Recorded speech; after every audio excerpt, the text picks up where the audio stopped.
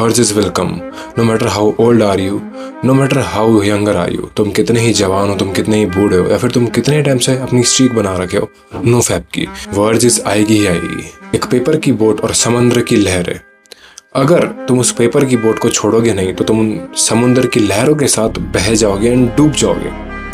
यही चीज़ हो रही है सेम अपने थॉट्स के साथ। जब तुम सोच रहे हो, जो सिनेरियोस तुम्हारे अंदर बन रहे हैं, जो चीज़ तुम एनालाइज कर रहे हो, ओवर थिंक कर रहे हो, अपने आप को कंट्रोल कर रहे हो, उन अर्जेस से फाइट कर रहे हो, उनसे फाइट नहीं करनी है, उन्हें वैल्यू देना बंद कर दो।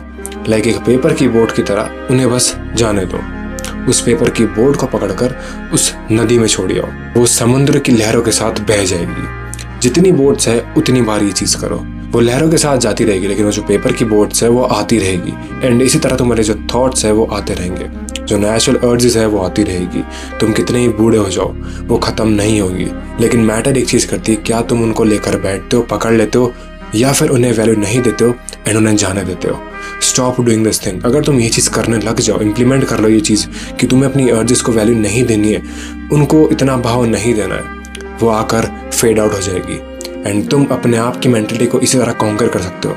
लेकिन अगर तुम उनको लेकर बैठ गए, ओवरथिंक करने लग गए, फाइट बैक करने लग गए, अपने आप को कंट्रोल करने लग गए, तो तुम ज़्यादा देर तक नहीं टिक पाओगे एंड उन लहरों के साथ बह जाओगे। सो रियलाइज दिस थिंग, जो तुम्हारी नेचुरल अर्ज है वो आएगी ही आएगी, तुम्हें बस उन चीज़ को वैल्यू नहीं देनी है।